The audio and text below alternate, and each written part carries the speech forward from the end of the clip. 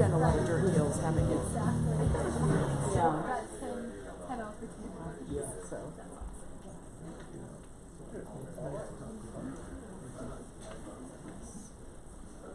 Wow, you guys got quiet in a hurry. I should have showed the live version of that video.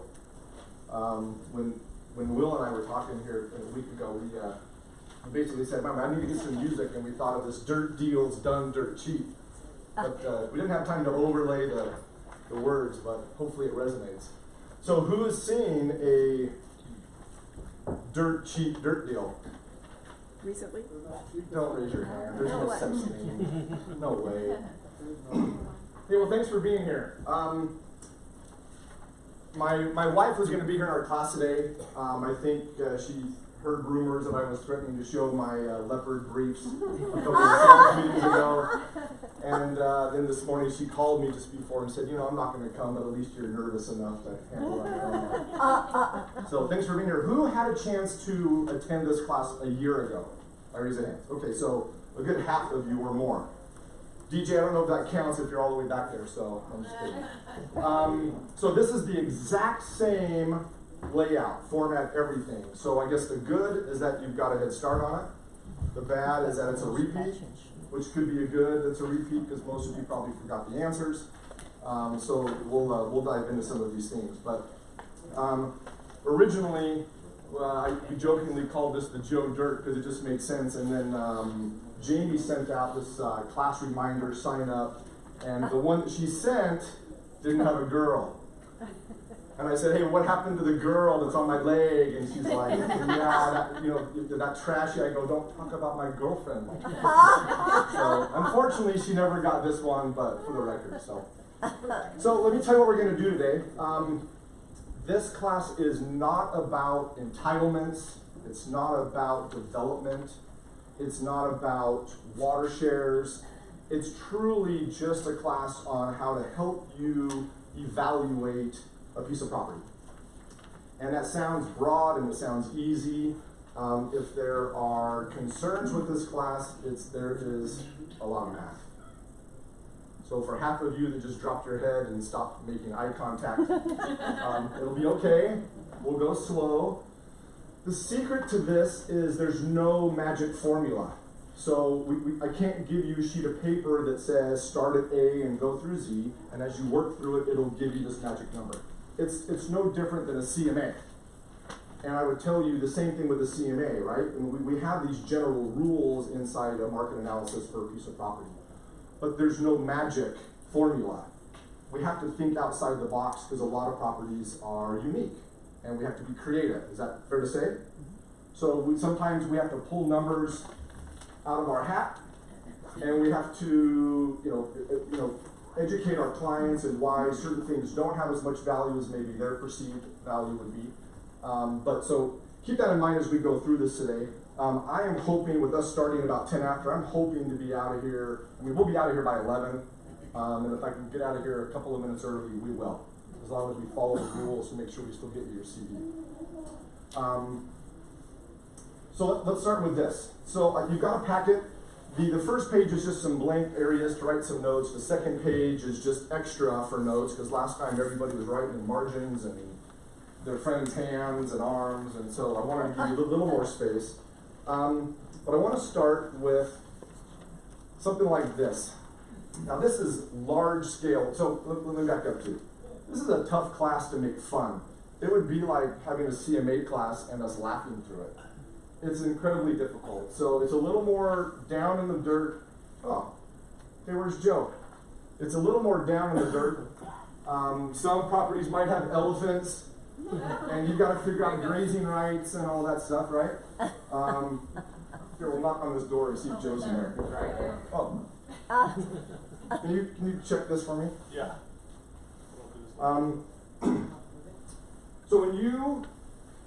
So today we're going to talk about a specific piece of property. It's the very last handout that's in that 3-page packet.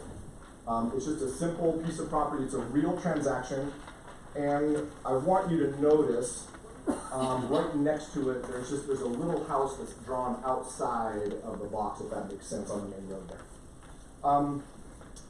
So the question is, when a client comes to you and says, hey, I want to sell my pasture, I want to sell my property, I want to sell my dirt, I want to sell my farm, whatever that is, where do you start?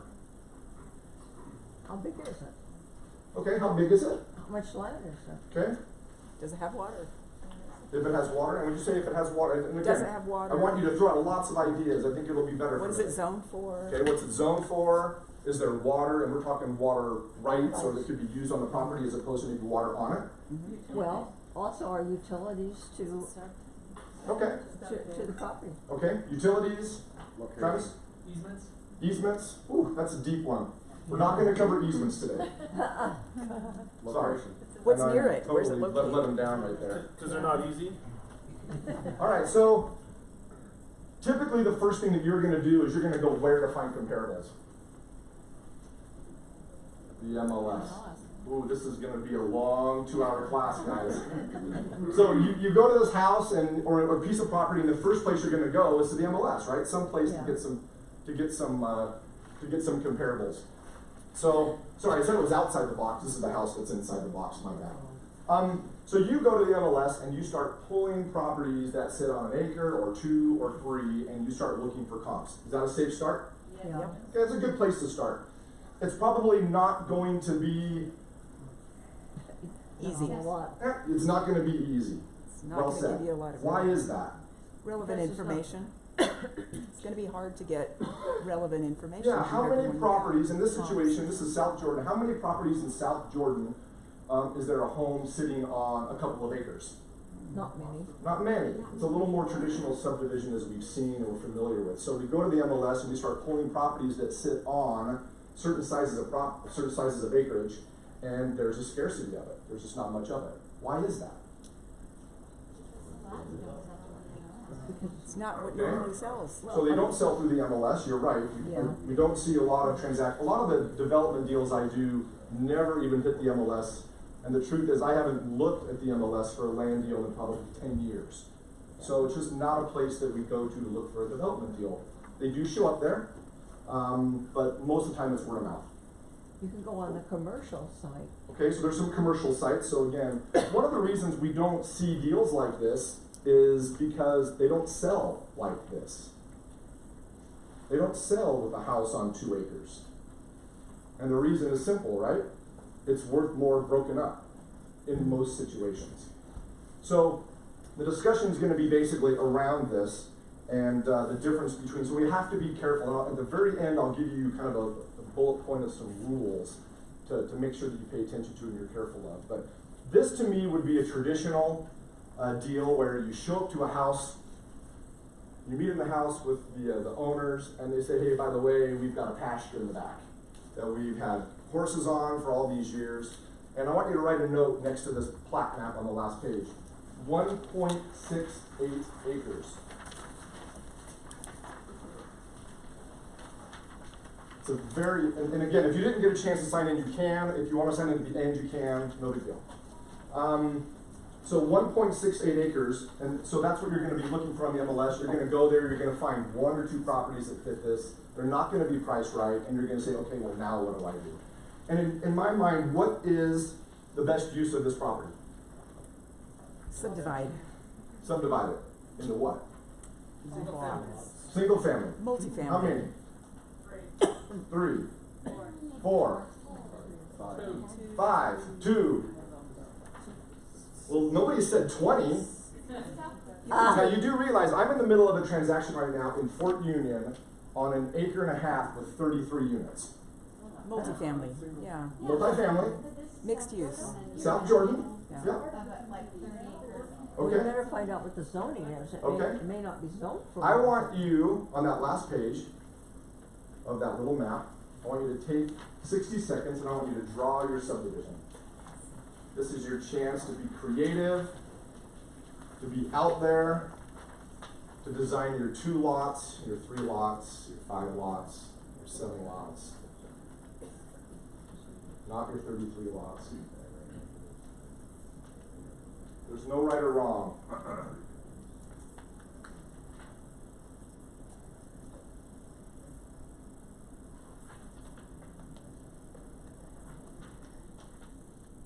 then I'll make you guys stand up and show me your drawing in a minute. Didn't totally kidding.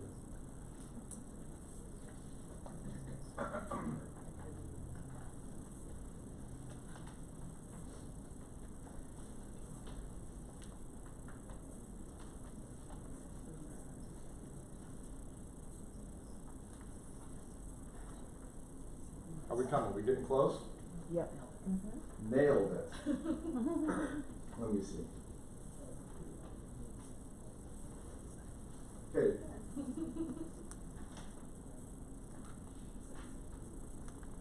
All right. That's got 6. That's 7. 7. 6. And developers would love you. Does the house stand? Good question. No. The house is Go down. staying. The house is Good question. That's that's okay though. That's okay. Whoa, hold on. So your site map most likely didn't take into account the house, but naturally it's gonna have its own spot, right? Yeah. So I'm not too worried about that because you're gonna have a line here and a line here, and you're gonna create your own lot. Yep. Are they willing to give a deeded right of way for a deep lot? They won't need a deeded right away because, well, I mean, like for one lot? No, if there are 5 lots going down, that, what's the access going to be? All right. We could come in and go down. Okay, so a few questions come up. Everybody done with their site map? Yeah. All right, now, before I jump into these answers, up in the upper right hand, or just on that sheet of paper, or the front sheet has a spot where it says evaluation, that doesn't matter, you can write it anywhere you want.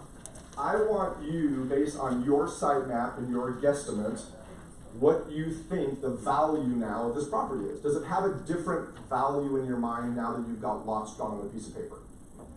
I would hope it would, because you start to get this piece of property to come to life. So, somehow, I need you to write a number on there as if I'm the seller, and you're gonna tell me before I leave, or I'm not giving you the listing, Travis, what's the value? 1.6. Not including the house. Not including the house, just the lots. Developed or not? No. Okay, write a number on there. You can put your hand over it, you can be, some of you look really concerned. This is tough, isn't it? I mean, now I haven't given you all the information, Speculative. and so you're speculating, right? And that's okay, because in development, we've all seen pieces of property that we thought were a single family lot, or maybe could fit 2, and next thing you know, there's a condo project on it with 8 units, and you're like, how did that happen? Happens all the time. So, okay, so now that you've got that, what if I told you that the zoning on the property was R1.8? R1.8. Would that change your layout? Yeah, you've got to Yeah. have 8,000 square foot lots. Okay, so Single family. we have a comment that it's single family.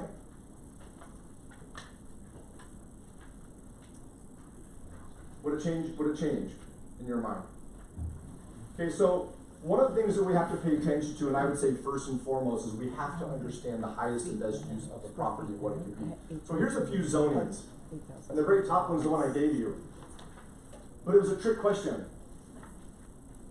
Because R1.8, people naturally go, who have some understanding of zoning, and say, oh, it's R, it's residential, Yeah. it's 1.8, which means I can get a lot on 8,000 feet. That is not what R1.8 is. R1.8 is, Residential. 1,000 square feet per acre, so per lot. it's a 1.8 lots per acre. Ah, Whoa. you got to Ooh, change. gotta take those away. Okay, now, again, this is not a class on zoning, so I don't want you to get hung up on this, but I want you to look down at the third one down, which is R-1-8. Yeah. Which says I can have an 8,000 square foot. So I tricked you because we naturally go to this 8,000 foot lot. But there's all sorts of different kinds. You've got these R1.8s and 2.5s, and then you have what we typically see, the R1.8s, R1.10s, R1.12s. And those 8s, 10s, and 12s give you 8,000, 10,000, 12,000, sometimes 15,000 foot lots. Okay? So, when we talk third acres, most of the time we're talking an R1.5 or somewhere in there, depends on the way the city looks at it. And they may not have a minimum square footage. You're also gonna see all sorts of zonings from commercial to village, agricultural, multifamily, manufacturing, open space, and the list goes on and on and on and on. Okay? So, I don't want us to be experts in zoning. I think the first phone call you're gonna make typically, or the first place you're gonna look is where? Some sort of a zoning map, right? Everything's online nowadays, it's easy, we don't have these big strung out maps on walls that tell us what zoning is that's dated 2 years later. Okay, so cities have master plans, Yeah. and they have current zonings. And they love to see properties that are currently in a master plan, they're okay to see them get changed into what their future master plan zoning looks like. Everybody has seen that before? So that's why you see, in some cities, you might have a spot where you've got this acre of ground or sliver of ground, and next thing you know, it goes from single family to condos. Everybody's wondering how that just happened. And the city didn't just say, well, we'll just put condos out there because they want them. Hopefully, it was because there was a plan. So, in our discussion today, these lots, I gotta look at my notes here. These lots are R112s. So R112 is the requirement for our project today. And 1.68 acres. Ah, Now, how many lots are we gonna get? Two, maybe three. Two, maybe three. Let's do some math, and I don't think I have a math worksheet here. Yeah, I don't have a math worksheet. So I want you to write this down though, because this is gonna be the process we go through. How many feet in an acre? 43,560. Okay, 43,560. If you don't know that, you're gonna need to know that if you're gonna deal with dirt. Because almost everything is on a per foot basis, no different than an R112, there's 12,000 of them. So, if you take 43,560 feet, Eric, and you have 1.68 acres, how many feet do you have? You have a calculator. 43,560 times 1.68. Nearly 7. Nearly 70. I don't have the number, so I'll grab it though. We're only gonna get 3 lots. 73,000. Wow, you guys' lot count starts going down in a hurry here. Yeah. Alright, 43,560 73,180. Divided by times 12. 1.68. Okay, 73,000 feet. You get 12,000 foot lots. So divide by 12,000? What? No. Why?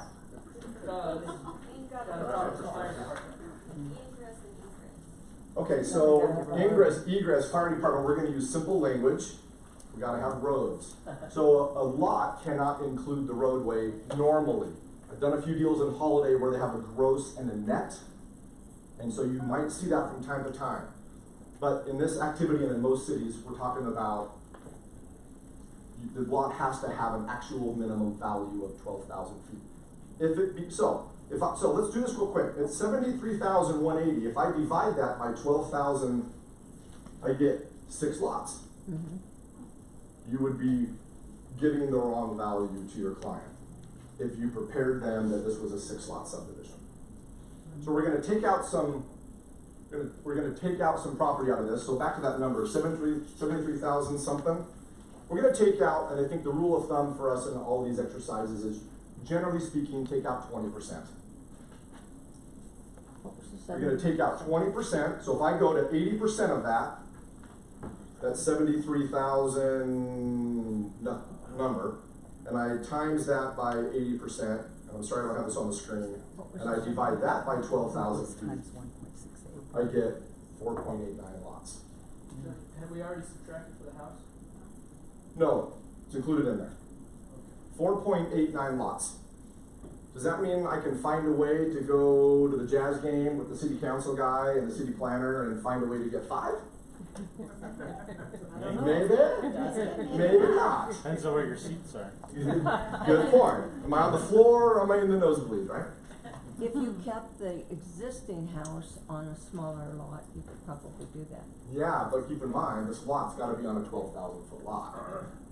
And you gotta get a road in. And I gotta get a road in. So, couple things to think of. Does every development need to have 20% taken out? No. Sometimes it could be 40%.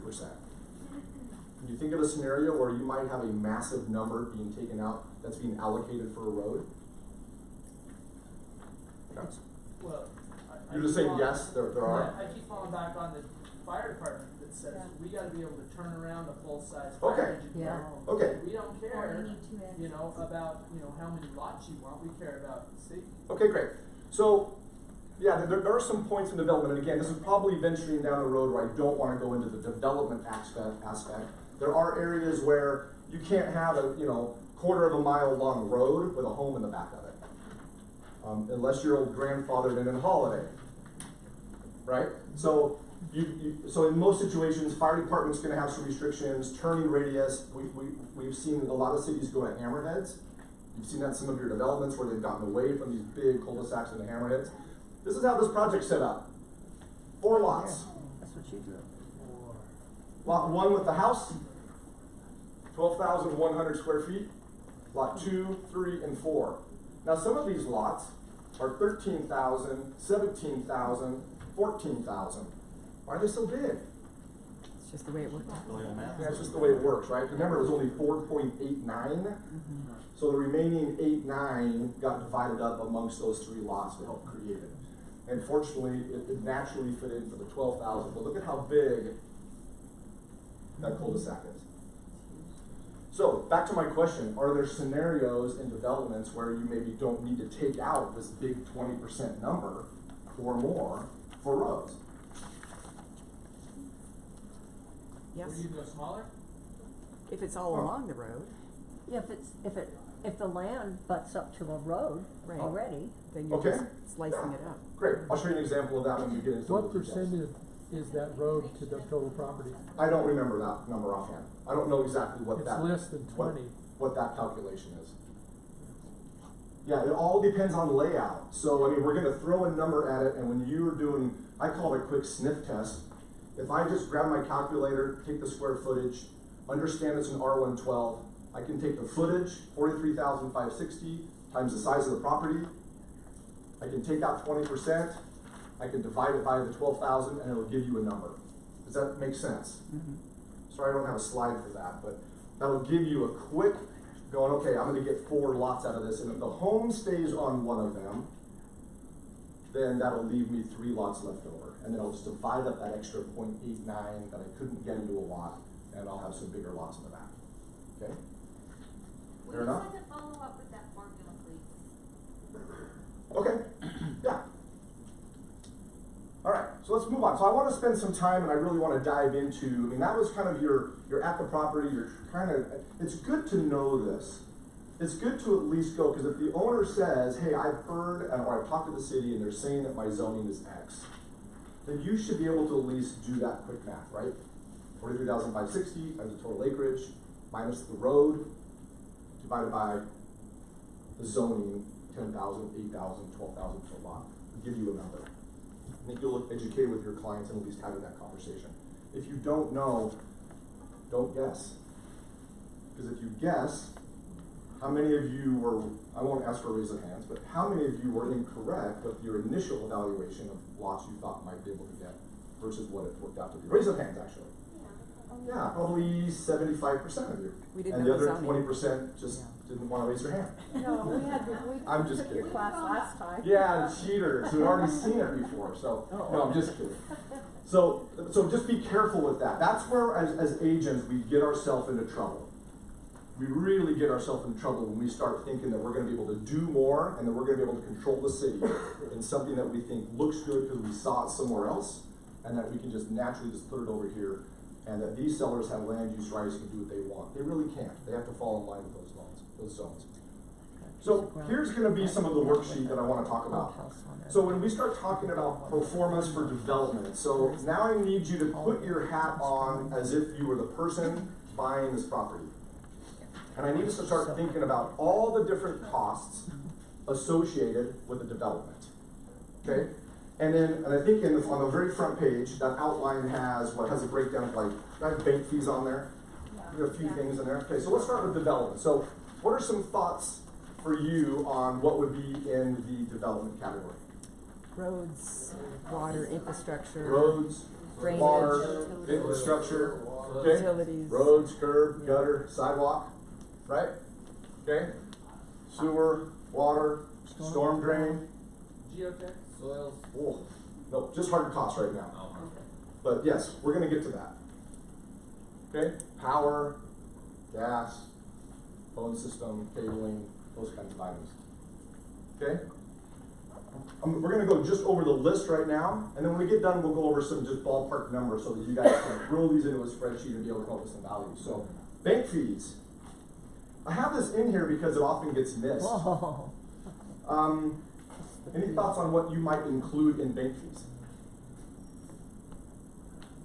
But you have construction loans, which would be different than your Interest. takeout. Let's think about it a little differently. If you had a client buying a home for the first time and they were asking you what this loan process is going to be like for closing on a home and their payment, what are the things that naturally come to mind? Origination fee? Origination fee. Origination fee is a great one. Loan origination fee.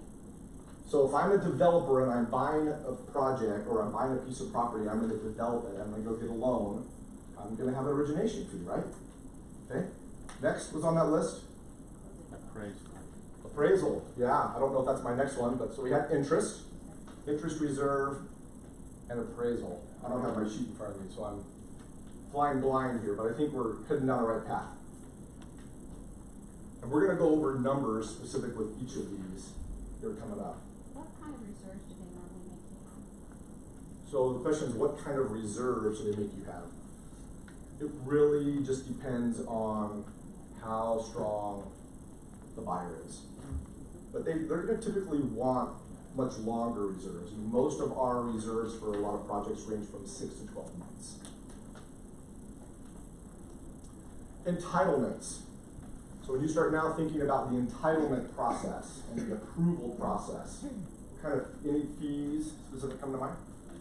Application fees. Application. Okay, city application fees, Impact fees. impact fees. So I don't even know if I have that on my list. Let's look here. I've got engineering. So engineering, you're gonna have fees, right? You gotta draw these maps. You gotta draw all the underground civil utilities for sewer, water, storm drain. There's gonna be some costs associated with that. You have application fees, that was mentioned. And then we also, Travis, you had said before, geotech. So you've got these environmental tests and surveys. You might have a survey, because when you start buying property like this, the last thing we wanna find out is 3 months into this thing that, oh yeah, the property is actually 10 feet shorter on one side for 700 feet. Right? That quantity of footage being lost in a project could cost you one lot, and you would be in trouble. Is there anything else on this list? All right, so let's go back. So environmental tests. What was the other one that was brought up? Another one that didn't get on here? Impact fees. So some cities have impact fees. I mean, they may charge. I mean, I've seen some cities don't have impact fees at all, and some have really expensive ones. Anybody know what an impact fee is? Pay for schools and improvements, parks, roads, Okay. all those kind of things. Yeah. And Future pay for maintenance. the cost of development, For the city. parks. Yeah. Okay, so I like to define it as if we built this development, how are we going to impact The city. the community, the city, the utilities, the sewer district, the water, the Traffic. parks, the roads, the schools, all of those things, right? So an impact fee basically helps pay for, a lot of times in advance, or reimburse for those capacities that might be in those utilities. Is this where we want to watch out for city required, improvements to subsurface utilities? Like, okay, if you're gonna put more houses here, we need a bigger sewer main, so that's on you, developer, to get all the way down to the next intersection with a new sewer. Good point. I would call that Dirt Deals 401. So for today, we're gonna keep it simple. But yes, but yeah, I mean, obviously the larger the project, we've seen some of these, right? Some of these massive multi-thousand unit projects, they need $2 million of storage tank capacity for water. They need upsized storm drains, and they need detention facilities and reservoirs, and like we've seen, you know, in Rosecrest. There's a lot of different things that can impact an area based on the size of the development. So, yes, sir. How about legal? Like- We'll get there. Okay. Okay, now, here's one thing with impact though. I don't want, the reason why I didn't hit my list, it's a fee, but guess where the impact fee more oftentimes shows up? Taxes. In the Hookup- building permit hookup of fee. the actual individual home. So more often than not, you pay a building permit fee and the impact fee is associated in that, more often than not. So from a developer standpoint, we're gonna push that to the builder. We're gonna use those words, I mean, a lot of times, I'll tell you this, in Park City, we use the word developer a lot, and it means developer builder. Is that fair to say? And most of the time, it's because you're talking about a ski resort project, and it's hard, and we don't see the development of pads and then the building, it's typically all one seamless process. In these situations, obviously, we can develop and sell, and you have builders who buy lots and build homes. So those impact fees, building permit fees, we're gonna put to the builder side. Other site expenses. Let's see if I've got a note here. What else do you think might be something worthy to consider in the other site expenses? And for those of you that are in my last class, this is something I talked about quite a bit. I was just gonna say fencing, if you have that. Yeah, fencing is the big one. Excavation, Excavation. Maybe, but I mean, I think that's That certainly, lot, not perhaps. this one, no, but yes, some of them have some massive dirt work. We just did a project in West Jordan, right above River Oaks Golf Course on a hillside, and our, just our dirt work alone was about 30,000 per lot on 30 lots. So, very big number. Landscaping. Even in a 3-lot subdivision, don't you wanna have some landscaping to make some sense of arrival? I mean, if you look at some of the top communities, they've got strong senses of arrival. Daybreak's obviously a great example of that. I mean, there's a sense of arrival, there's great landscaping, great areas there. Fencing is a big one. Why would fencing be something you would never wanna miss?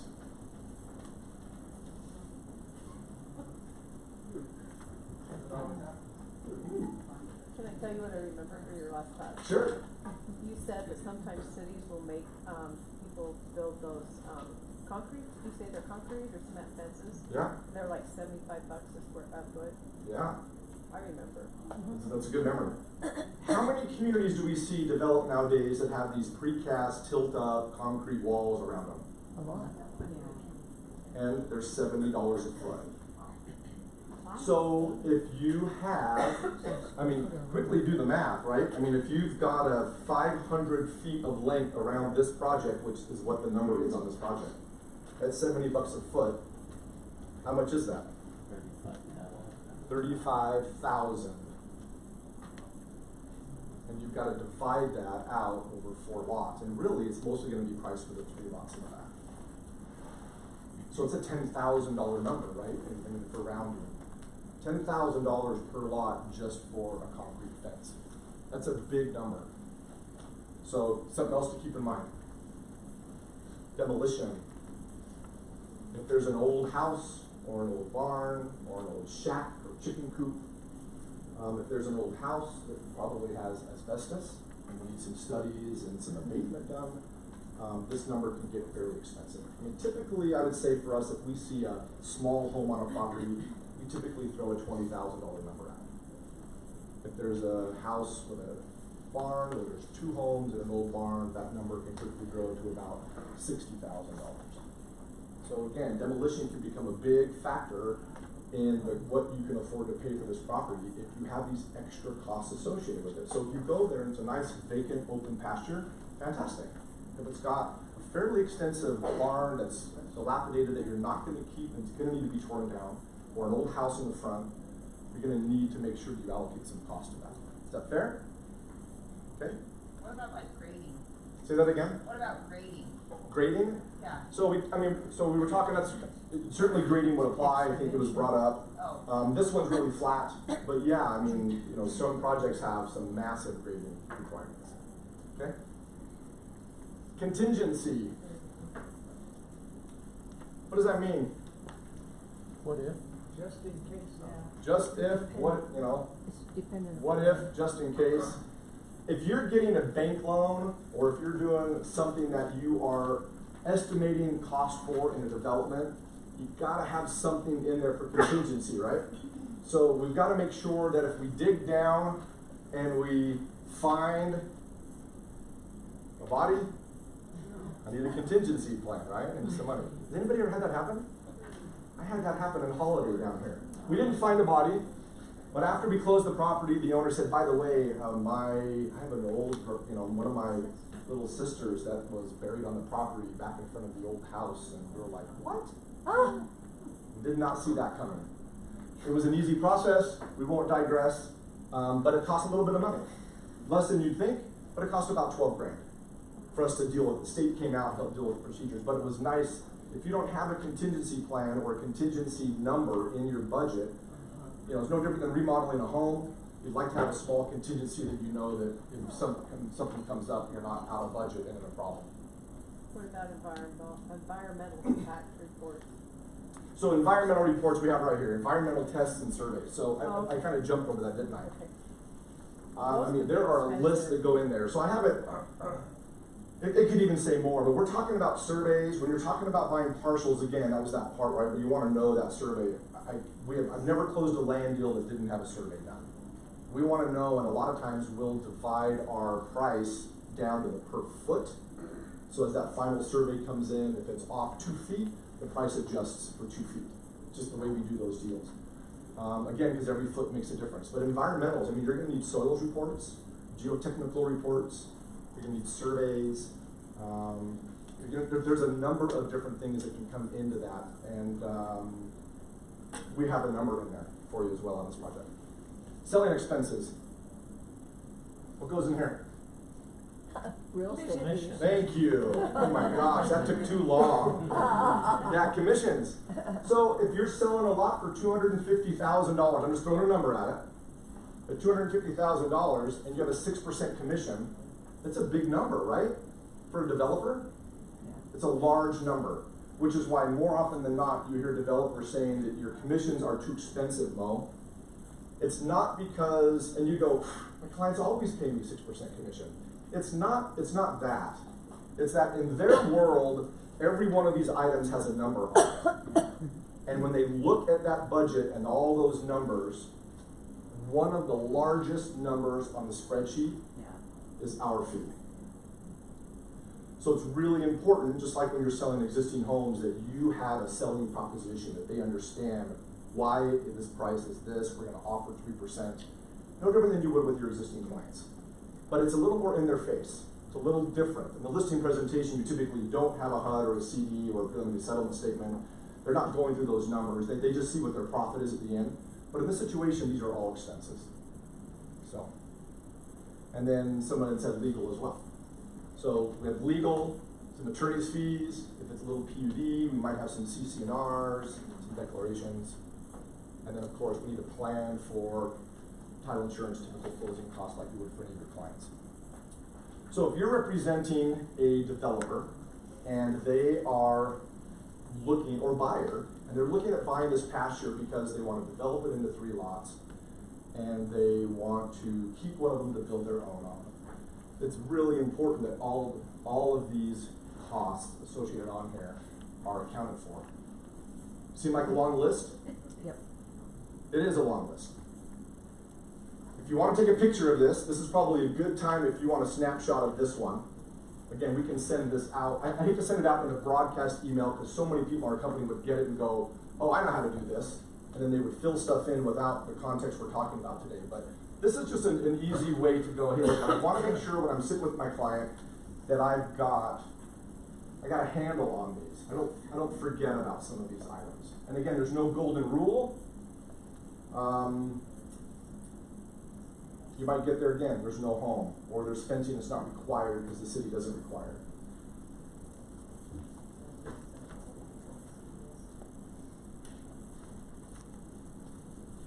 Keep in mind, sometimes the city might say, hey, we don't require fencing, and we don't require trails.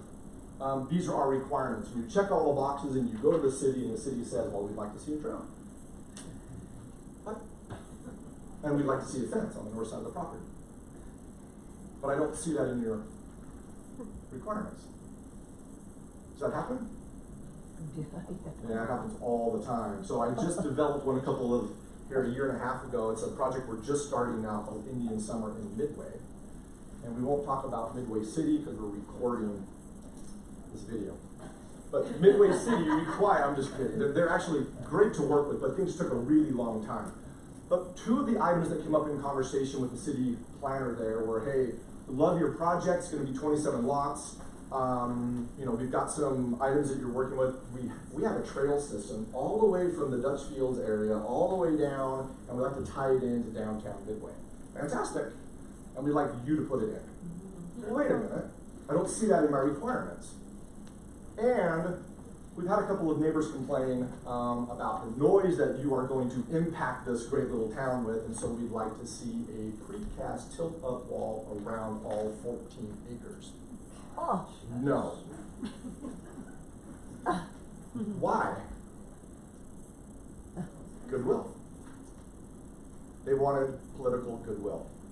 Well, and at some point during the process, often, isn't it the case that a developer is gonna approach the city and say, yeah, you know, we need a concession here?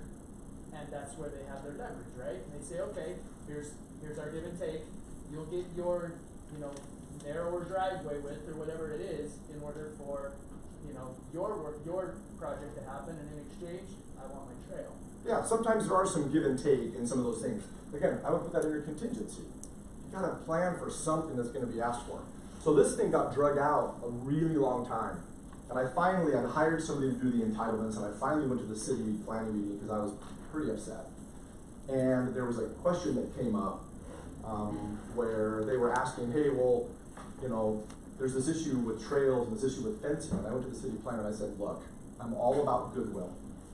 And I want to do what's best for the community within some guidelines of my own expense here. So I'll give you one of the two.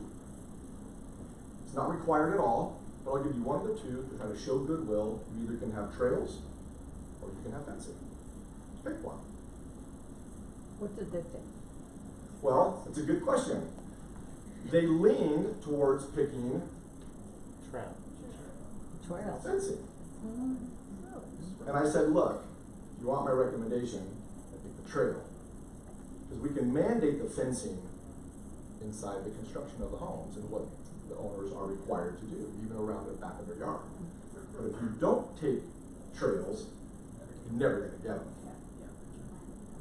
So go to the city, you go to the planning meeting, there's a little side story, we go to the city council meeting, the mayor's there, and it kind of breaks out that, you know, well, there's this and there's that, and there's these trails, and there's all these trails, and there's all this fencing around the community, and my blood pressure boils, and I finally walked up to that pulpit they have at those city council meetings with that great mic, and I said, look, never did I agree with both of these. This should not be on your presentation. And the mayor said, well, did anybody here ever hear that? Everybody said no, and I said, person's name. I was like, you and I sat in the meeting when we talked about this and this. Neither one of these are required, and I'm only giving one, and I told you I would do the trails. And we would mandate fencing. And it was pretty neat, because the mayor said, you know, Lance, this is taking forever. This project has. Would you do the trail and just add a fencing along this little south section right here amongst these three property owners who have really been more the voice of wanting this, as opposed to 90% of the rest of the project? And I said, sure, but I'm not doing it in the front around the detention areas and this and that to help offset the cost for it. And they said, done. It was one of the few times I've seen the city on the fly make that decision with the city council. But again, those numbers still for the trails were a fairly big number, a few $1,000s a lot on 27 lots. It's a big number. So you've got to keep those things in mind. I don't want to get too sidetracked. It's just a reminder that even when you think you're following the rules, you're checking the boxes, you've got to be in mind with what those expenses can be. So let's throw some numbers at this. So back to this question. The comment was developer cost. So before I give you a development number, in this spreadsheet today, the development costs you're going to see are $40,000 per lot. That number's gone up since the last time we taught the class. That number, I would say, for a good barometer is $50,000. So in the last year, just standard development costs for sewer, water, asphalt, curb, gutter, road, that kind of stuff, have gone to 50,000. But you're gonna see it in our spreadsheet today for 40. What size lot? Well, I just think, just a normal traditional third acre, I mean, you could even go quarter acre. I've seen improvement costs up over 100 grand. I mean, you have to look at, that's why there's no golden rule. But this is a great example of what was talked about earlier. This is a project where obviously you've got a road here and a road here, and we're designing it for 7 townhome units. And so, do I need to take 20% out for roads? No, How much do I have to take out? 0. zero.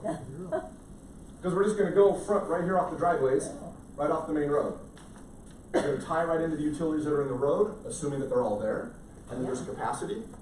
But again, that's a great example where here's a little, this site is smaller than the South Jordan site, 7 units proposed, but nothing being taken out for the road calculation. City came back, this is I won't get into the details of the deal I'm working on right now. And the city came back and said, yeah, that is never gonna fly. Our minimum lot in this area is 6,000 foot lots. So again, back to that discussion of, we go from 7,000, sorry this is so blurry, and we now have a 3-lot subdivision. Much different. Mill Creek? I wish. No, it's Murray. No, This one's in Murray. Oh, Murray. So you go from 7 lots to 3 lots, same piece of property. Okay? All based on the city saying you're never gonna get that. You can try, but it's never gonna happen.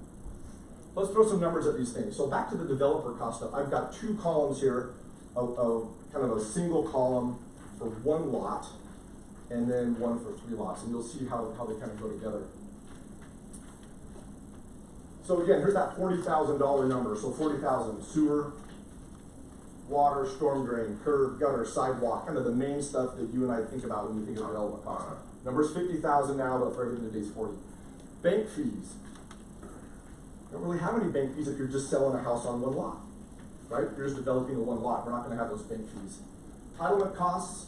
We're still going to have some numbers. And again, I don't want you to try to dive into these numbers too much. I'll give you a few that you might want to, but entitlement costs, again, that's that application fee, some engineering. There's going to be a few expenses with that, even on subdividing other site expenses. Again, that's going to be your landscaping, fencing, no contingency, and some commissions. This is a great example of someone who's saying, hey, I want to keep my home. I just want to subdivide and sell off a flag lot in the backyard. Does that make sense? We've all seen them. We hear it. There's still expenses associated with that process because they've still got to get sewer, water, storm drain, those things. They may not need asphalt back there, but they probably want some sort of lane that goes back past their home. I mean, there might be some landscaping they want to put in. There are expenses associated with it. A lot of times we go, oh, well, let's just subdivide it. We'll go down to the city, we'll subdivide it, we'll call it good. So, side question.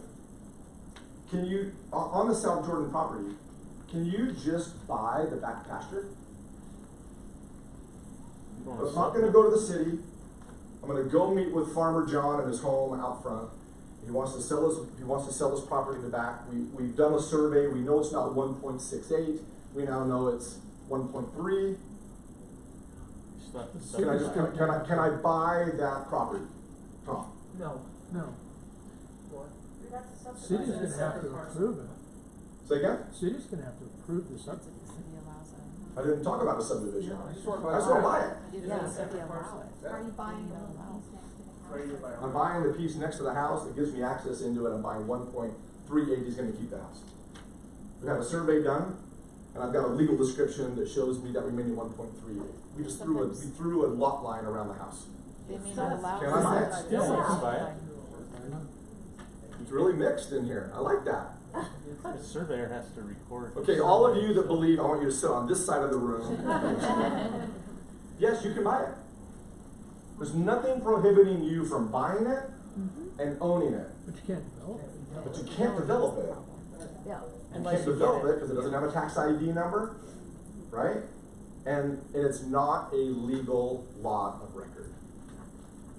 So that's why Tom's saying, yeah, I wouldn't buy it, and that's where he's going, straight to, Okay. I'm taking the right approach. But I just think So it's- the point is though, is can you buy it? The answer is yes. What's gonna happen when I go in to get a building permit on that back lot? And I go, city, here's my building plan, I've laid it out, I'm gonna build this great estate in the back on 1.3 acres. There's no legal description for the I property. have a legal description, survey will give me the legal description. You haven't subdivided. Yeah, I don't have a legal lot, so they say, hey, look, we'd love to approve something here, but to us, this isn't a lot of record, so you need to go through a subdivision process. So you go back to square one, and you submit a subdivision process, but now the guy with the house isn't quite as nice about wanting to sign the paperwork, because he still needs to sign off on it, because it's still partially his old tax ID. It's kind of a pain. You'll see this quite a bit, especially amongst family members.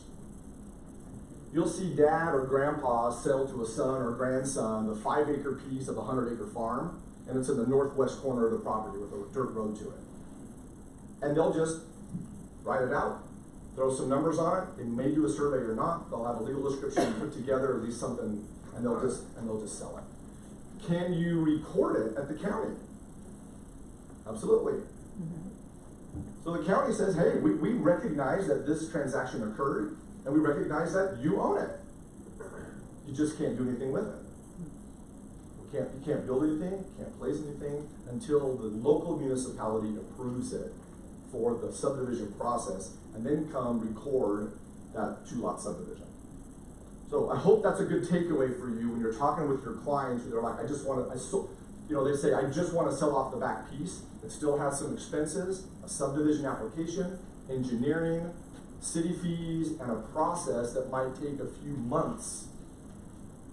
That process, it is just like a subdivision. Now, it doesn't get the same public outcry and neighbors with pitchforks when it's just subdividing the back half off when they're selling it to their son. But it still can meet some opposition. But if you're in an area where someone says, I'd like you to sell this 50 acres of mine, and by the way, my son owns the back corner, say, oh, when did the son buy that? Oh, he bought it from me 10 years ago. What was the process like? And they go, well, I just sold it to him. Actually, he didn't even sell it to him, I just gave it to him. Right? You go, okay, time out. Any chance that you guys did a survey, went to the city and had a subdivision? No. Red flag. Right?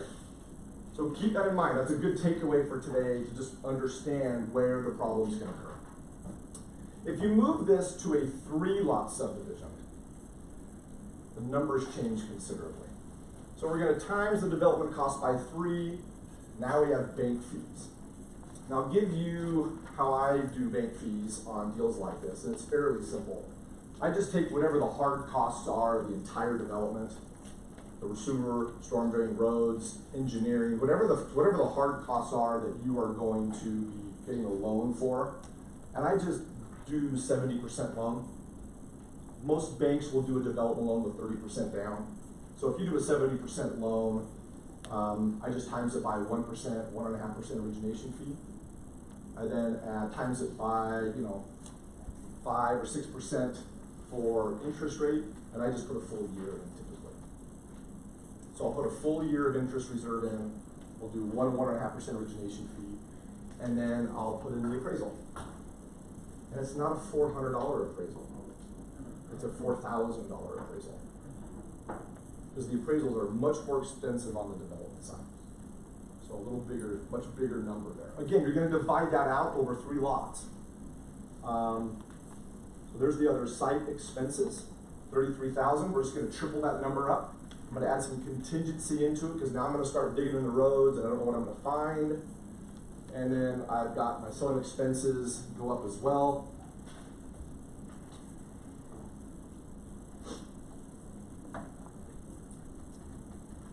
So if I was estimating the 3 lots to be developed in South Jordan, in that project, it's on your paper, I'm allocating somewhere around $263,000 to complete those improvements for 3 lots.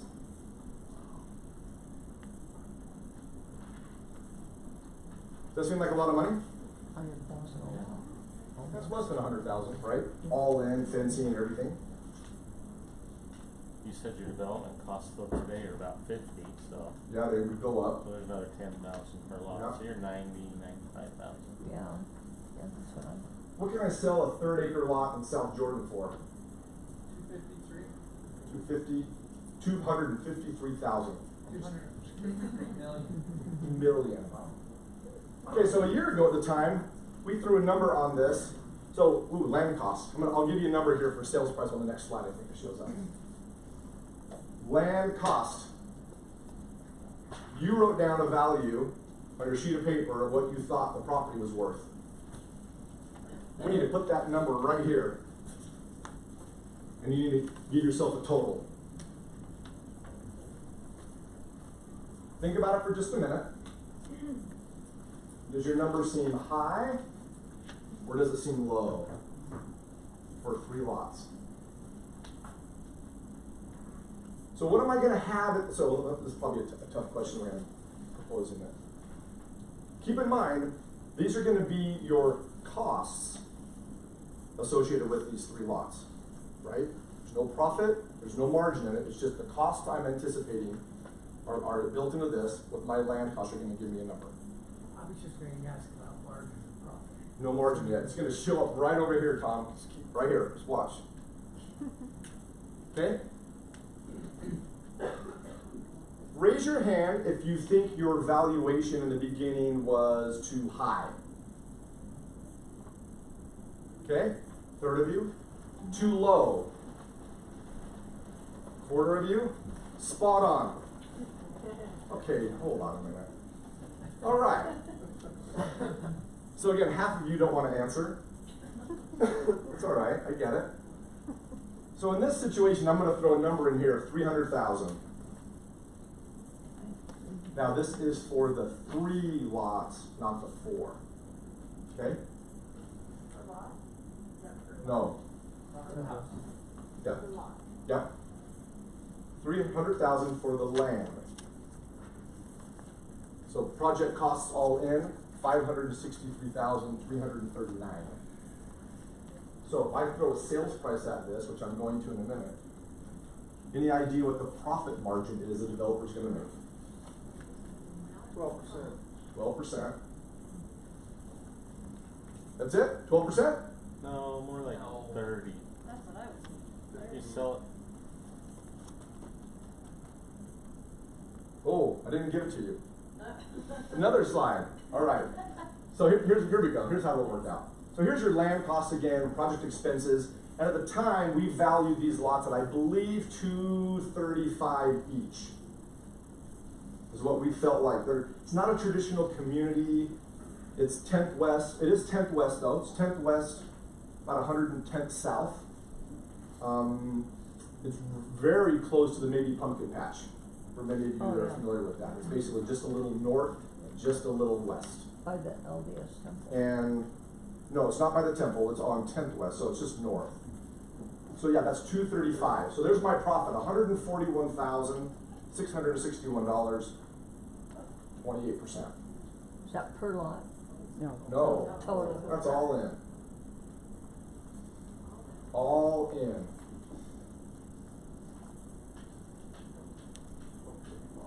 Questioning my math there, Peter? No, that's what I saw. Okay, so assuming these were the numbers, what's your takeaway? A lot of risk. Do it. Why? Why is it a lot of risk? Well, because you're betting speculatively on whether or not, after all of your time and energy, all of that sunk cost, that you're going to get permit approvals and that you're actually going to sell them, and all these deals will go through without any total unpredictable stuff. Okay. Actually, I like it. You don't want a subdivision that's so outpriced for the neighborhood too, so you kind of have to evaluate the neighborhood. You know, Agreed. what's the cost of those homes gonna go for? Agreed. So if now I've got, this is a barometer, right? Now as I'm running through these numbers, if I'm calculating some of these costs and I'm throwing numbers in for landscaping and those things, keep in mind that some of your categories when you're looking at things, you might divide, those might be just a one-time cost. And some of them might be divided out over the lots. So you can spread that cost out. You can spread entry landscaping across all the lots because they all benefit from it. You're gonna take fencing and you're gonna spread it out over all your lots, even though a few of the lots may have majority of the fencing. You're still gonna divide those things out. I would tell you that most of the developers I work with, they wanna see that development number close to 30 and sometimes even 35%. That might be just a little skinny. Now, you have quite a few builders that are okay with a margin like this or even less because they have a different plan than selling those lots. What are they gonna do? Build on it. They're gonna build houses. So they're gonna try to make more money in selling the home, and they're gonna try to make some margin in their risk associated with the development of the project. I would tell you that from my experience right now, it'd be interesting to ask a few other people here in our office, or if you've got an idea. Most of the clients I have, I mean, we shoot our pro formas for building, we try to get 10 to 12, 10 to 11 on a house. Most of them probably land closer to 8 or 9. So it's a really thin margin. So again, understanding exactly what those costs are gonna be. So you look back over the last couple of years, you would think that builders have been making a ton of money, wouldn't you? You would think. I mean, prices, I mean, the average home over the last 5 years has gone up 100 grand in a lot of cases. So, guess who's making all the money though? The realtor. The realtor. That's right, as it should be. No, it's the subcontractors. So a lot of them are unwilling to give firm bids, and so you have lumber prices that you're throwing in your pro forma, and by the time you develop your lots, by the time you get to it, like is being said, you know, it's a year later, and you're building these homes, and all of a sudden the lumber bids double, the framing bids double. Dave and I were talking, Munford and I were talking a couple of weeks ago. He said that his cost, the labor to frame a home in Heber right now, $24 a foot. Labor only. So if you have a 2,000 foot Rambler, what is that? $48,000 in labor? Makes me want to be a framer. But that same house to be built in Grantsville, $4 a foot in labor. There's a $20 a foot increase to frame right now between the place in Grantsville and the place like Heber. Crazy, and there's no reason. It's just supply and demand. Not a lot of framers, and a lot of them are busy, and they can dictate the price. So you have builders who are getting squeezed on their margins because these numbers are coming in all over the place when the homes are finally built and done. But the subcontractors are making a killing, and they're basically just dictating the price. A few years back, when we had such a deep recession, all the subs went, they didn't have any work, and so most of them went into other fields, and now they don't wanna go back. Right. Because even though they're skilled, they just don't wanna have that risk again of being laid off. Yeah, we continue to talk about this. I mean, our skilled labor is down Yeah. a million people or more in the skilled labor side. Yeah. It's complicated. I think it's two-part. A, we have a lot of people who got out of those trades in the downturn and are now in different areas of hospitality, entertainment, and different areas they're making a living. They feel more comfortable in it. They're not out in sub-zero, degree weather trying to frame a house in the middle of winter that we do get here. They just enjoy a different quality of life maybe and feel like they can make the same return. We also have to blame ourselves because it's been a long time since most of us have raised our kids to be tradespeople. Me included. I have 3 boys at home, and we do talk about trades, but most of them, their visions are different than feeling like they want to go sweat concrete or do, rough electrical in homes. I mean, or own a gutter company. That's just typically not in our discussions, though I'm a big fan that you can make a great living in skilled trade, but we've done it to ourselves as well. We're raising our generations to feel like, and we've told them that that's kind of subclass work a lot of times, which we're paying the price for that. And I wish that we had more skilled labor. Hey, so I did have a question. So you're saying it's 20% just for the grant on your margin there. So it's 9% a lot on 3 lots. Is that the numbers we're rolling off of? Yeah, we don't divide it per lot, but yeah. So then you're talking about 10-11% per house? So in a subdivision, if the subdivision comes back and sues the developer, where's that cost coming from? Say that again? So if a development gets sued by a portion of the subdivision for whatever, where's that money come out of? I mean, when you talk about, setting aside legal costs, you know, where's that fee come out, and how do you project a fee like that? Okay, so the legal cost that's outlined in our paperwork is more, not legal as in legal defense. It's in more legal prep, HOA docs, CC&Rs, Right. items that are gonna be more specific to that side. What you find in most situations in projects like this is you have developers who acquire and develop these properties under a single entity LLC, and it's for 3 lots. And when the 3 lots are done, they file their final tax return, and there's no more entity. So I don't know of very many situations where a lawsuit on the developer would happen unless it was specific to poor workmanship. So all of a sudden you've got sinkholes, or you have broken up curb. So how do we protect against that? Bond. Insurance. Liability insurance. Most of your insurance isn't gonna cover a sinkhole in the front yard, or I'm sorry, especially in the street, right? So there's two, so we call them bonds, and I don't have those in here. I mean, that's probably a number that could be in here. Let's talk about bonding for just a minute. So developers have a couple of different choices whenever they're doing projects like this from a bonding perspective. They either can post an insurance bond, a warranty bond, or they can post a completion bond. So cities have historically, they used to say, look, before you even start this project, we want you to post a completion bond, saying that that you are committed to these numbers, and it's gonna get completed to the end, and then we'll know that you're not gonna leave this project halfway through and leave a blight in our city. Does that make sense? So if you have $1 million if you have $300,000 of infrastructure, or 263, this is project cost, it's not our development cost. But let's say the number is 200, then you might have to post a bond for 200 plus an increase of maybe 10, 15, 20%. And they wanna know that once you start this, once it gets done, we know that you're not leaving or going bankrupt or going somewhere else. We know the development will get done.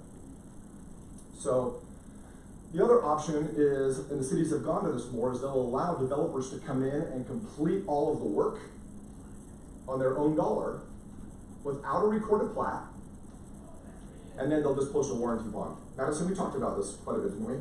So this is happening a lot, and it's something to be aware of with your clients, especially if you're looking at buying a lot, or if you're selling lots for a developer. Has the plat been recorded? Just because there's finished lots sitting on the ground with asphalt to them does not mean they are legal lots of record with a recorded plat and a tax ID number.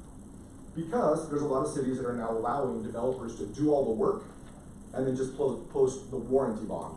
And then that warranty bond sits in place, Peter, for quite a while to help protect people from doing that. But you're gonna have buyers who love a lot in the community who wanna buy it, and you're gonna have people who say, great, write us an offer. We need to make sure that plat's recorded. Just because there's asphalt does not mean it's recorded. To give you an idea, my project in Midway, Indian Summer, asphalt went down last November, just barely, like the last week before the freeze came. We got asphalt down. Guess when we recorded the plat? 30 days ago. You would think those lots are done, they're completed, they're asphalted, they've been sitting there for a year. The plat wasn't recorded just until recently. And there's reasons for that in some situations. We were mostly delayed for some other outside items. But again, a good takeaway to think about that. So, let me see, I've got 2 things I want to cover still. Other things, I have a note, I don't have them on the screen here, but other things to consider. We've covered a few of these. Let me just run down this list real quick when you're thinking about these projects. Existing home, keep or bulldoze. And this is a big one. Does the existing home need an exterior remodel? Now, this is something to really think about. If all of a sudden a developer saying, or your buyer are saying, hey, we'd like to sell these lots in the back, or we'd like to buy one of these lots in the back of this South Jordan project, the map that you have, I kinda wanna know what that entry home looks like that I'm gonna drive past every day. Cause if my lots are really 235, my finished home costs are probably gonna be closer to the 650s. If my lot cost is in that 250, 260, 270 range, like Travis said, 250 to 300. If I'm at 270, that home's probably closer to 775, I would bet, based on the homes and stuff that we're building. So if your client's gonna build, let's just say, a $700,000 home, is it important to know what they're gonna be driving in next to every day? Yes. Okay, so how can we help mitigate that? Probably two ways. One, Tear it down. tear it down, right? It just doesn't have any value, it's an eyesore, it doesn't work. And that comes up more often than you think. I've seen deals in Draper where people are saying, I'm gonna keep your little farmhouse in the front and I'm gonna sell these $400,000 half acres in the back. And I go, fantastic. Can we take some of that money and put it in your home? Because we need to dollar your home up. Otherwise, people are gonna be less likely wanting to drive by your home to this $1.5 million home in the back. Something to keep in mind. Can you fence it? You could fence it, but No, 25 fence. it could be a tall fence. So a lot of times I think if the discussion is, we're gonna bulldoze it, or can we remodel it, even just reskin the outside, redoll the landscaping, reskin the outside, can we dump 30 grand into it, 50 grand into it?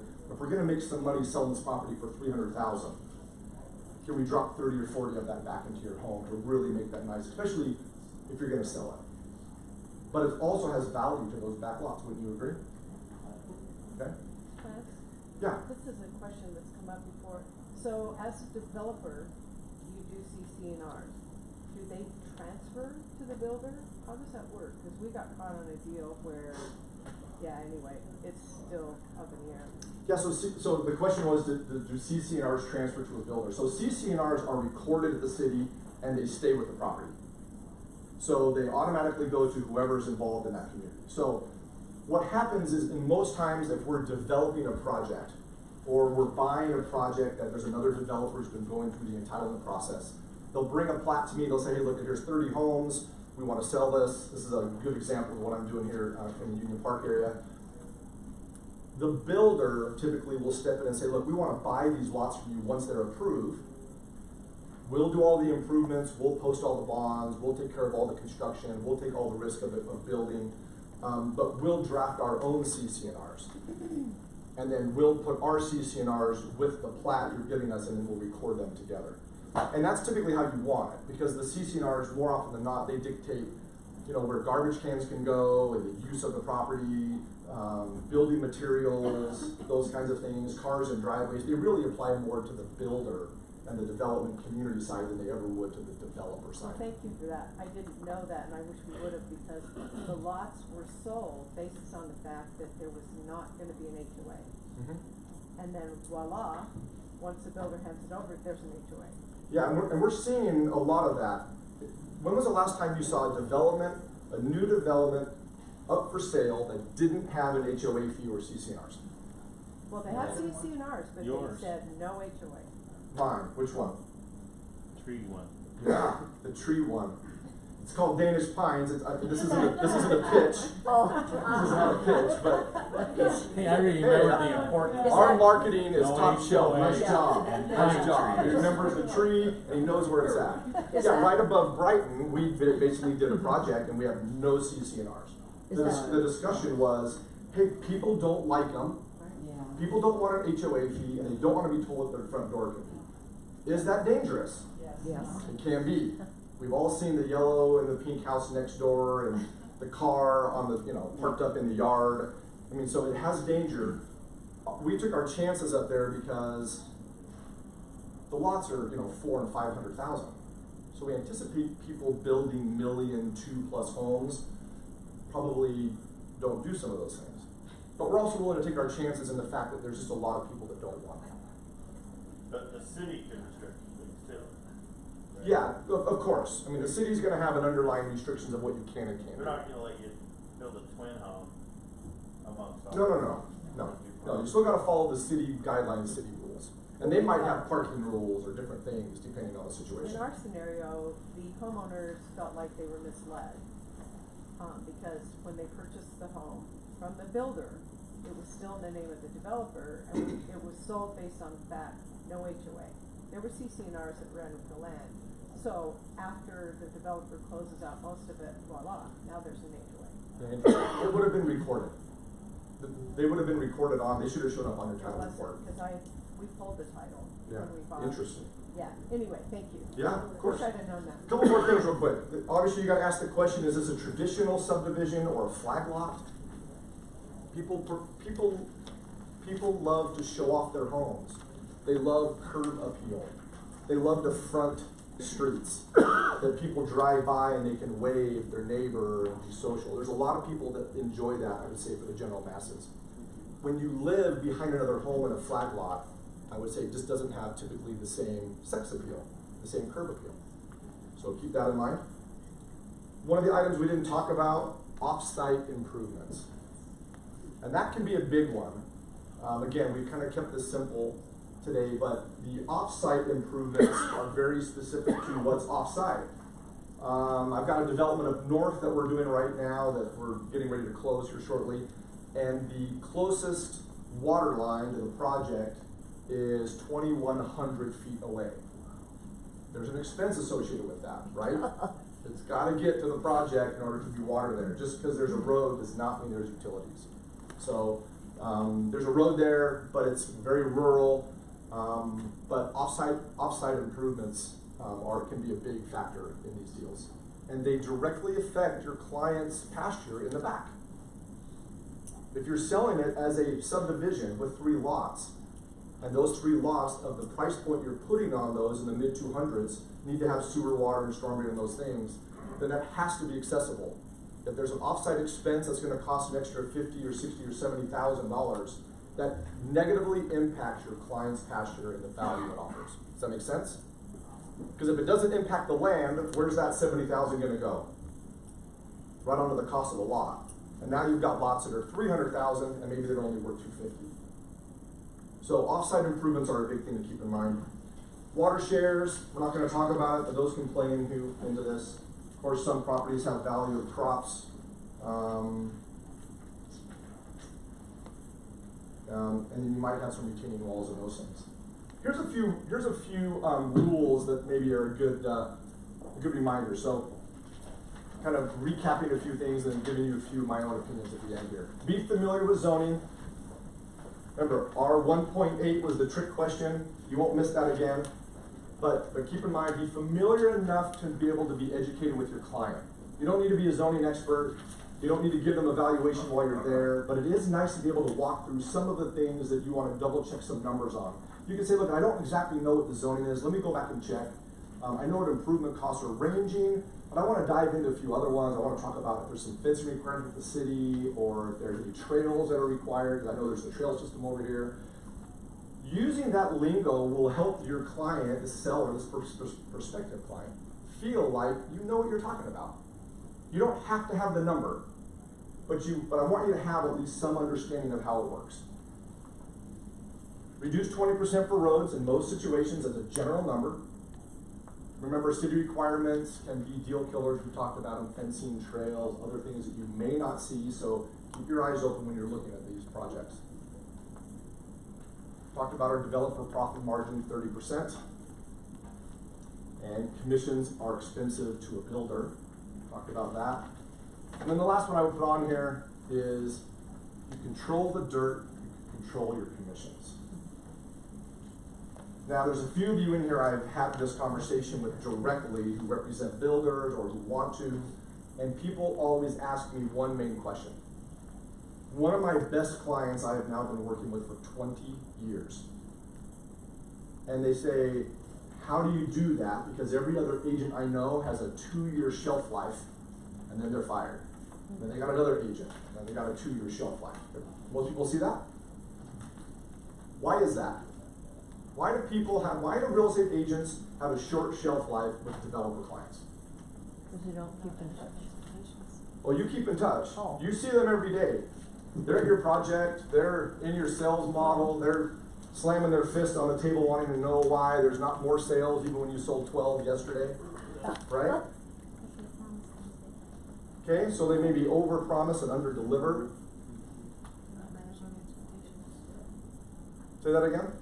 Not bringing in bills constantly. Okay, so for me, if you, look, agents will come and this will kind of our ending point on this, because I think it's important that if you're gonna venture into this world, there's the evaluation side, and now let's talk for a minute about how we're gonna represent some of these people.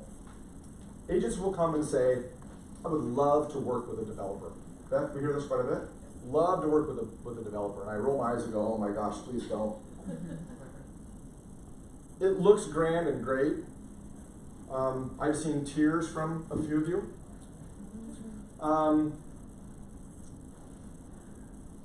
If you're an agent wanting to sell a builder's project, you're no different than the other 9,000 agents that are in our market. So what is going to set you apart and differentiate you from 9,000 other people? You bring the good dirt. That's, to me, the big deal. So I put on here, look, when you control the dirt, you can control your commissions. If you're just an agent representing a builder, then every other month you're defending it, you're getting beat up, they have another project, they only want to pay you 4%, they want to pay you 5.5 or 5 3/4 or 6. We have a great value add at our company we charge all of our clients 6% commissions on our builder stuff. And it's because we offer such a great service from the marketing side. Even our projects in Deer Valley that are $100 million projects have full 6% commissions. Say again? And sometimes more, because of the marketing efforts and the way we help them with that, with their launch of their projects. So when you have the ability to control the dirt, you don't get beat up as much. So for me, my 20-year client, I'm looking at, even today, right now, we have 4 projects: South Jordan, West Jordan, Midway, and the tree project, right, Mom? The one with the tree. The one with the tree that actually doesn't have a tree, but used to be the tree farm. Right. But now it's been clear cut. Those 4 projects, I took them 3 of them. 3 of the projects that they've done: a 27 unit, a 33 unit, and a 3 unit. The Kendra's one that's on your paper. Those are deals I took to them, and the one they brought was the 15 unit one. So I have not had a conversation with commissions with that client in over 12 years. We just know it's full price, it's full tilt, and that's just what it is. But for them, I am more than an agent. I'm their land acquisition guy. So I'm helping them do deals. I've never sold a deal to D.R. Horton, Ivory, Richmond, any of the big boys, because I just refuse to.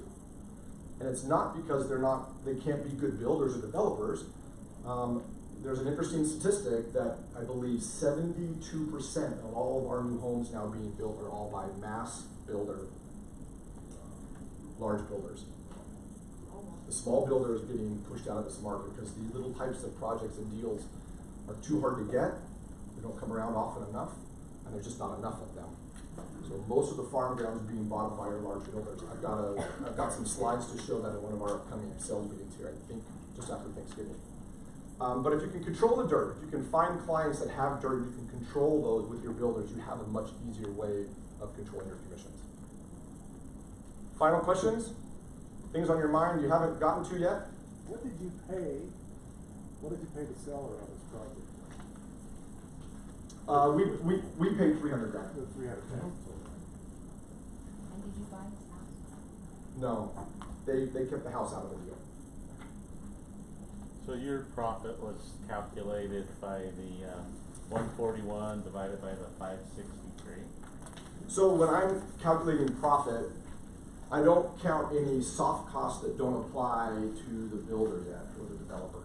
So I don't count commissions, because they're not a cost until the day of closing, right? So title, cost, commissions, any of those types of items that can be delayed until after. I'm just taking the hard costs that would have to be spent up until the day of closing. Oh, so more like 141 divided by... Bank fees aren't in there, Right. But appraisal and that kind of stuff would be. In the olden days, there was a rule of thumb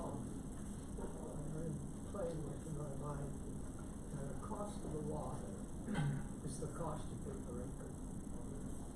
And so, and it just always works out. I mean, you still want to do your performance and all that. I'm just trying to figure that out. So you might be close. So Tom just said that one of the old rules of thumbs back in the olden days, which it's not that old, Tom, come on now, is that the cost of the lot equals somewhere close to the cost of the acre.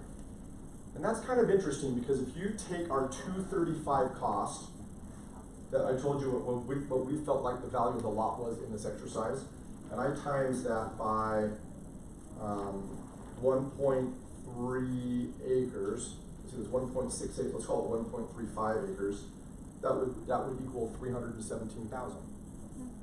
And the price was 300,000. So that's a rule I've never heard, but I like that. That's a great way to check that. What was it? Yeah. The price of the lot Yeah. should equal roughly about the price of the acre.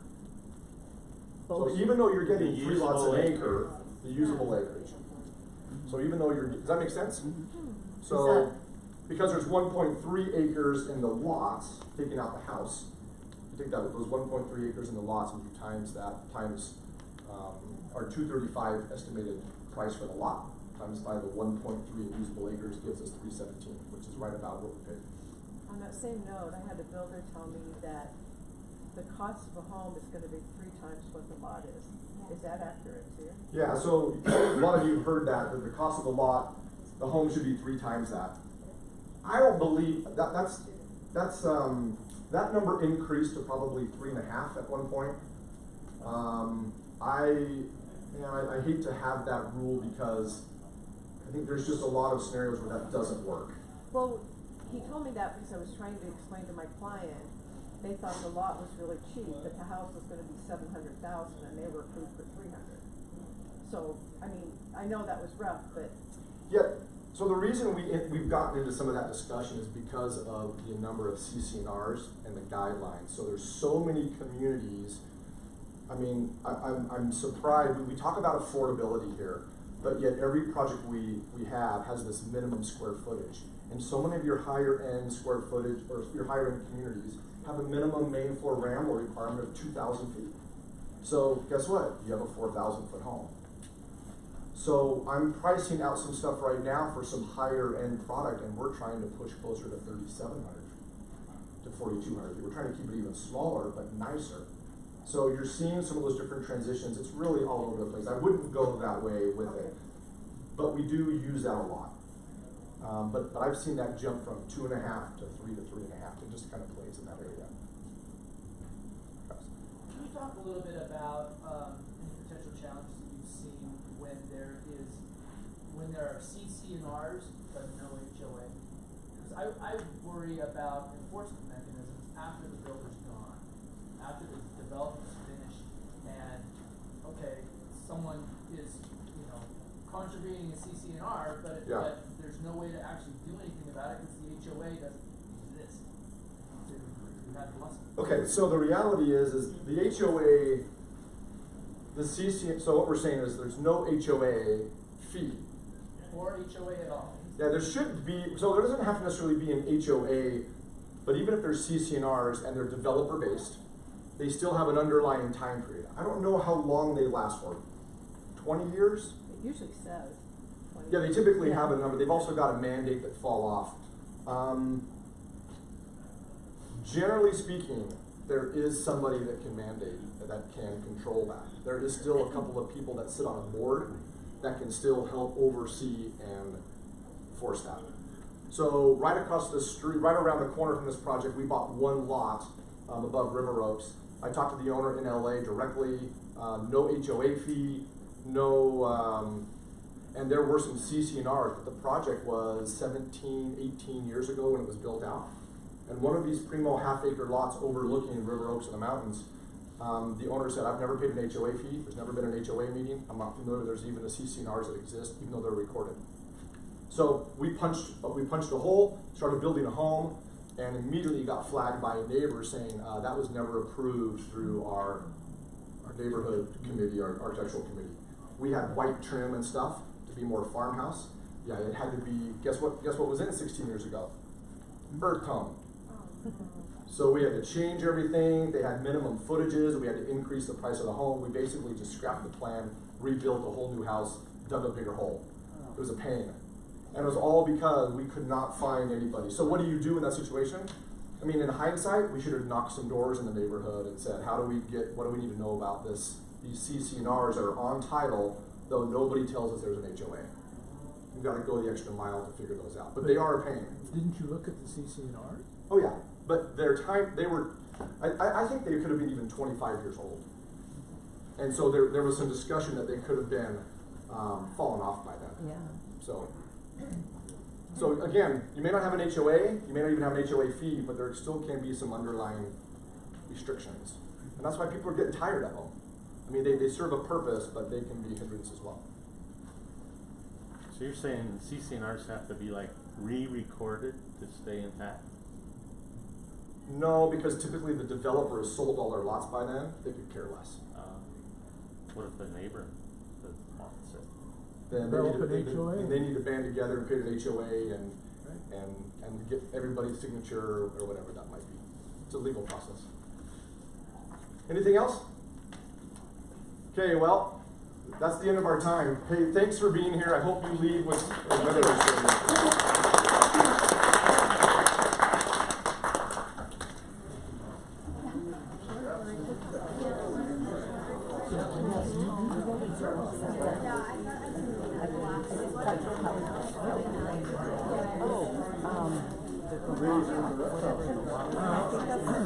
I did this years ago, and all this brought back. Hey, just one last reminder. Oh, where'd that sign up sheet go? They're floating around somewhere. Make sure you get signed up on the sheet if you want credit for the CD. This will be banked by middle of next week. But anyway, price of an acre is gonna be about. Are you related to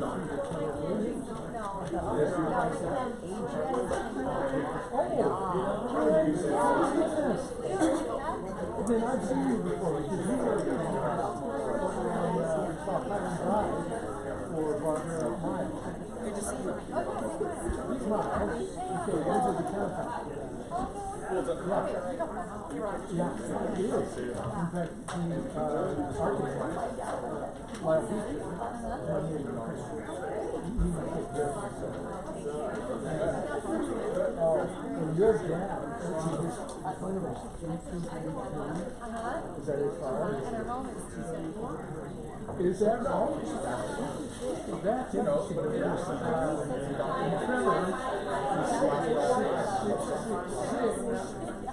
I don't know how it does. Well, in fact, when I was talking to your father, I did that project. Ron, was it still good as last time? Yeah. Did you take away their fire? We were talking about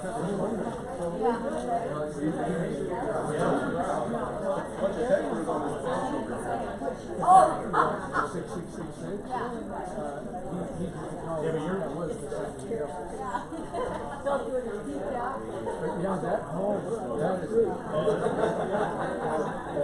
That neighborhood. The first time I went into that, I drove up that lane on the south, so we came in on the south and not on the north. And I thought, there can't possibly be that Penn's building, big spot. I was sure, you can answer a question for me. On the sign that was out in front of the property, it suggested that was a partnership between the is Trevor a partner in the business? That was my dad's full time, was it Red and Black? I think so. Yeah, so that was the first time I did it. Okay. To say that he was Right, okay.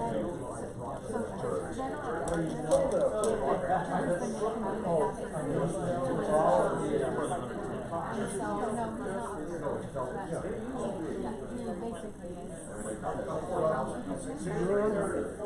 I don't know,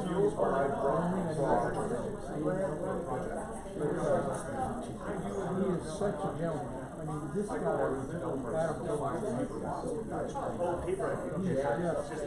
the nicest guy. Considering he's so silver and because there are a lot of times.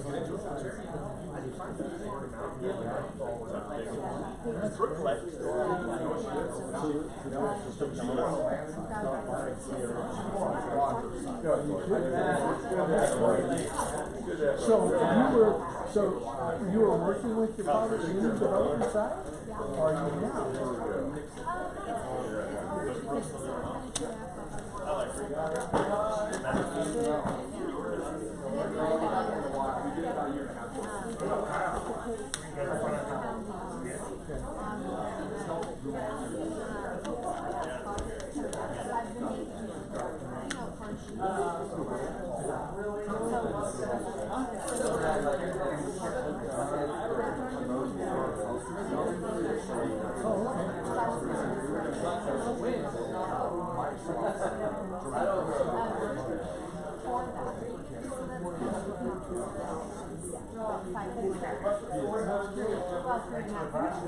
Okay, so what's the genesis? So you're Indian Summer, though, when the first time I talked to Real estate agent. 400 or 500 up to what?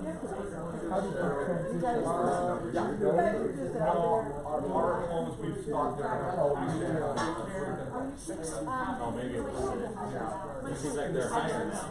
They are, because construction costs are higher. Yeah, what's it, just 2 years or You know what, it really was more, we really thought those lots would probably be worth more like 2 years, before you feel like they're more like 265.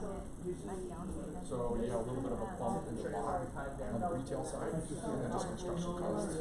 Push that up $100 grand.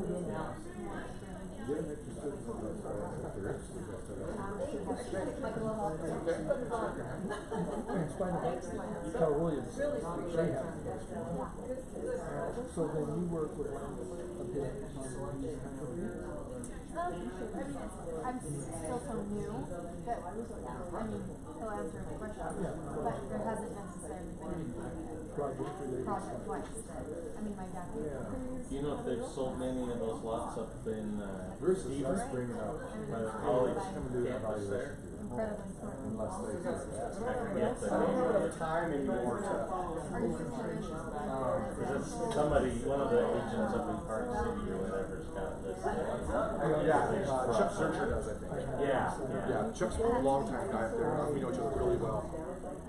It's one of those, I don't have enough bandwidth anymore. I spend so much time in I'm asking myself, I'm 95, so I just don't have time to go look and see projects like I used to. The single largest. So I don't know them as much. Market upcoming is the Millennium Market. In fact, we've had 70. I'm not on That was brought out, that level, and, you know, I think that helping people in that area, first of all, to differentiate between why they should rent versus why they shouldn't buy. Because I listened to a program the other day, and it was a millennial question, and she was saying, we don't care about the house, we care about the community. And that perception is interesting, because all due respect, millennials think different. Gen Z is even more. Who knows whether it will cycle back around? But I was invited to a program in Zion too. Our little friends, we were invited down there with Zion. It was specifically about dealing with millennials. Because I have so many kids, most of us fall under the brain. If nothing else, I like to understand them more. So, whether I want to get into finance or not, I don't really think so. But maybe, I like if everybody was dealing with people like the father, explain. I jumped into that market. People say that we actually help. Not that bad. But it's, You know, it's so, like, you know, no golf carts, I guess the long answer to your short question, I just, but, you know, it's $1,000 a night, and I could cover $295 for one round of golf, and $105 for another, so for us, for him and I, same day, 2 courses, $1,000. I think that we're gonna gravitate towards that for the most comfortable and most successful. Now, that's good, but it can also be a trap. Because if you're not reaching out, if you're not stretching into areas, if you're not learning to get as comfortable with things uncomfortable, then you're not growing. So, I think there's kind of some give and take there. I know, but if I was to do my And son, that doesn't mean to say that you have to be confined to I'd be like, I think me too. So that's the hard part, So, so I'm fire. time will tell. You bet.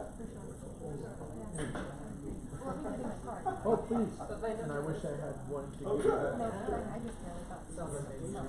I'm still working on his card holder, so they don't get all my stuff. Hard to say. I'll tell you what I'll do. I will shoot you a text with my contact information. I think it's Small world.